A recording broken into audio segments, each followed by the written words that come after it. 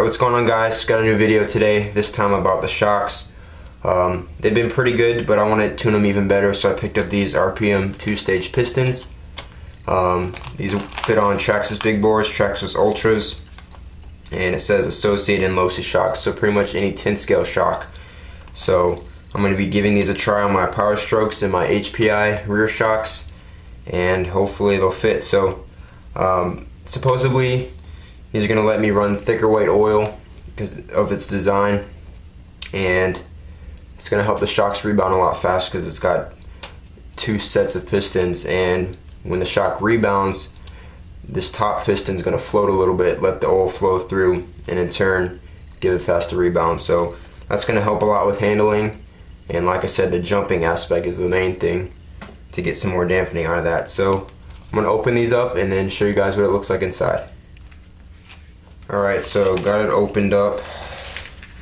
Some of them kind of came off the little molding thing, but you got three colors. You got purple, there's a hair in there. You got purple, green, and red. And they're pretty much different weights. I think the holes are different sizes, so I'm glad that they did give you that option to tune it even more. So I think I'm going to try out the purple in the front and the purple in the rear because I think that's the heaviest, but I'm going to look at this real quick. Wow. Okay, lots of words here. Let's see. Medium to, these are the medium to heavy sizes. So red's going to be your medium. Green's going to be a little bit heavier than that, and then purple is your heaviest. So like I said, the purple is going to be the heaviest dampening out of the three, and it's got all these directions on how to set it up, pretty much what it does, but I pretty much just told you that already. So yeah, now I'm going to grab my shocks and then open those up. Alright, so here are the shocks I'm running on the trophy truck. These are the Proline Power Strokes. These are the rear versions, so if you were getting them for a Slash 4x4, these would be rears. Same with the Slash 2-wheel drive, but I wanted to get these because they're a little bit longer than the fronts, and I like travel, so got the longer ones to put up front, and they work great. So these are the fronts, and the rears are the HPI E-Savage. I think they're 145 millimeters long. You can see how long they are. This is like a rear, like I said, so huge shock, and once again, these are for the long travel in the back. So hopefully these pistons are going to fit on both of these, so I'm going to empty out the oil real quick and then come back. Alright, so I went ahead and opened up the HPI shock first, and then I ran into a little problem. Well, these shocks, unlike the big bores, use a little nut on the top to secure the piston. So yeah, I'm going to have to go around that. I'm still going to try to make them work, so take off the old piston there, and here are the new RPM ones. The part with the lip goes on the bottom. That's going to be the floating aspect of these pistons. So see, this is the part with the indentation on top, so this goes like so, and then let me put the nut back on, see if this works. And also the threads are a little bit smaller than the big bore piston, so it kind of moves side to side a little bit.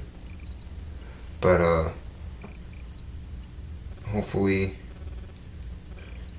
like I said, I'll still get these to work. So that's what they mean about floating, how it goes up and down like that.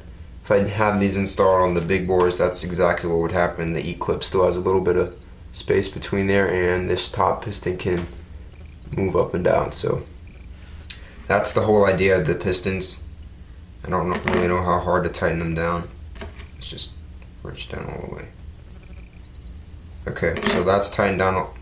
See, I mean, it shakes a little bit. I'm pretty certain that it's still going to work fine. So that's the goal we're trying to get out of this whole thing. So now I'm going to drop these back in, see if they fit. Okay, they don't fit, so I'm going to have to sand them down.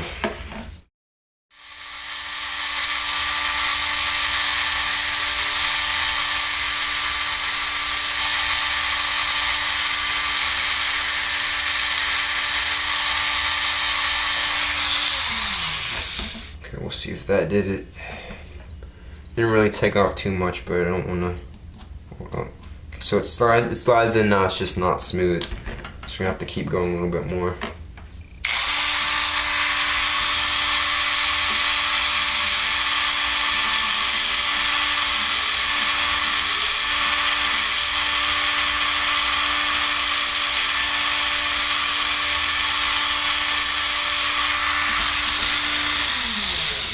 So that's just kind of working it around a circle, trying to get it all even around.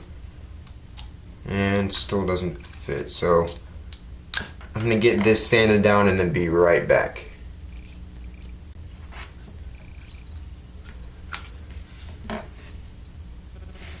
Alright, so after a couple passes with a Dremel, I got it sanded down enough for it to slide in there. You pretty much just, with the Dremel, just working around slowly. You'll see these things spinning. And I'll make sure to get them even all the way around, because if it's not, you're going to have flanges and it's not going to be smooth. So I got them sanded down. Pretty much just going to do a little bit at a time, come back, see if they fit, and then do it that way, because if you don't, you might sand off too much and it's going to be too wiggly. So there we go, it's smooth. So now I think that's all I gotta do. I just gotta fill it up with some oil and then see if it works. So that's how I did it with this shock, and now I'm gonna try the Power Stroke. Okay, now I got the Power Stroke all stripped down, got the oil out, so we're gonna see how this one is. So yeah, this one's also a nut on top, just like slippery, just like the other one. So I'm gonna wipe that down. And get this top nut off.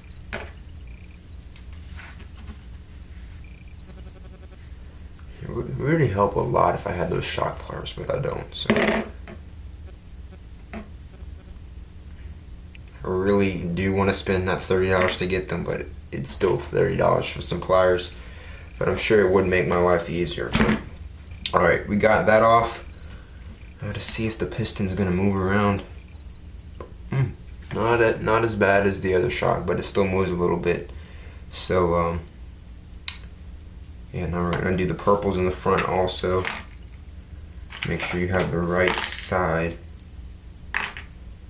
And another thing, make sure you cut off the little flanges that come off the molding, because you don't want those getting in the way.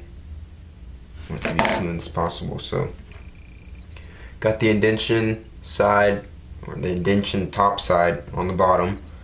It's kind of hard to explain that, but then the negative side of that goes on top, and then now we're gonna put the nut back on, see if it all still works.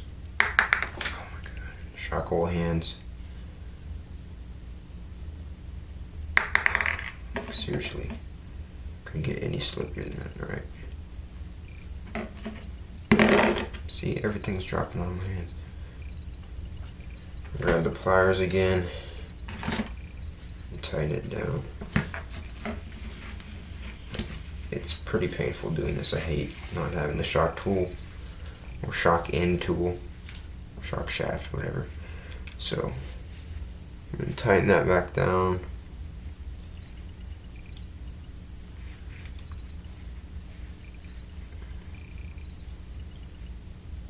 Alright, so you see that it worked perfectly with this one. Pretty much tighten the thing down all the way, and here's the floating mechanism in this piston. So that's exactly what we want. The nut tightens all the way down there, so it gives the perfect amount of space for that to move up and down, and then that's where the oil is going to flow through and give you that nice smooth rebounding. So happy that this fit on there. So get rid of these old pistons and drop in the new. See, perfect. I mean, it fits in there without even having to sand it. So awesome. Now I'm gonna get both shocks filled up and then show you what it feels like pumping some oil through them. Alright, to wrap things up, got the shocks filled up with oil. I did 37.5 in the rear shock. You can see how thick it looks, but I want it to jump well, so I put some thicker oil in the back. The pistons actually feel really smooth, so they feel promising, but only testing will tell. But 30 weight in the front feels a little bit thin on the power strokes.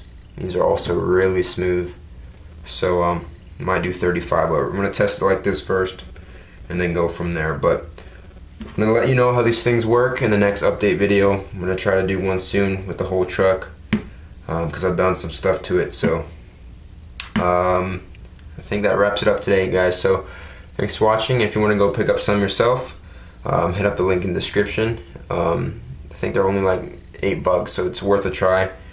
And they give you enough pistons to do at least 8 shocks or more. So check them out. I'm gonna let you guys know what I think of them. So I guess that's it for today. So thanks for watching, guys, and we'll see you next time.